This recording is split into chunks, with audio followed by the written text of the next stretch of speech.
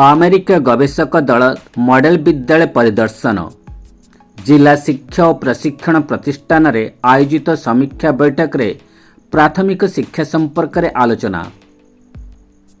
जातीय शिक्षा नीति आधार रे परिचालित प्राथमिक शिक्षाक्रम रे मौलिक साक्षरता संख्या ज्ञानर कार्यकारिता विद्यालय स्तरीय शिशु बाटिकारु अष्टम श्रेणी पर्यंत छात्र छात्री मानक नहीं परीक्षामूलक भावे बहुविधि कार्यक्रम को किभली सुफल मिली से नहीं यूनाइटेड स्टेट ऑफ अमेरिकार दुई गोटी स्वतंत्र दल खलिकोट ब्लॉक अधीनस्थ दुई गोटी मॉडेल विद्यालय परिदर्शन करिसेंती।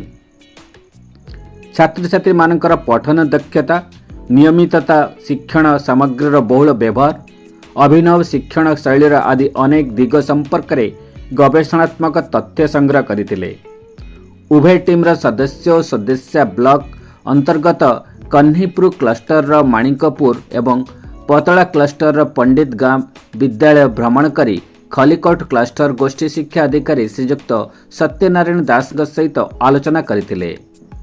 जॉर्ज टाउन विश्वविद्यालय यूएसए रो गवेषक प्रोफेसर जिस्मु दास एवं तांको टीमर रूबी फ्रेजर टालिब आभा कारोलिना लंगबेन दास निखलेश धुलधोया प्रमुख एथिरे सामिल होई बहु उपाध्याय तथ्य आहरण करथिले।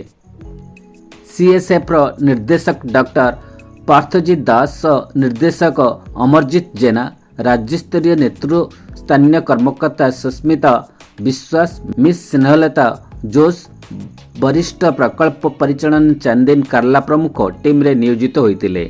छात्र छात्री मानक सहित प्रत्येक भावे विनिमय करी अत्यंत आनंदित होइतिले टीम रो उच्च पदस्थ अधिकारी समेत कर्मकर्ता वृंद। विद्यालय परिदर्शन समय कन्हीपुर क्लस्टर सीआरसीसी लिपन पंडा पथरा क्लस्टर सीआरसीसी प्रकाश चंद्र सेठी आवास सीआरसीसी कृष्णचंद्र परिडा कनका cluster CRCC doctor Dwarikanath Maharana बहु शिक्षक शिक्षयित्री विद्यालय परिचालना कमिटी सदस्य उपस्थित थिले।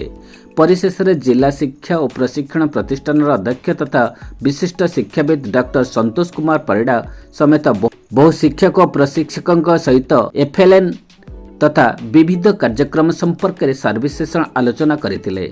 गंजाम जिलूर शिप्रा पट्टनायक रिपोर्ट चतुर्थतंब न्यूज।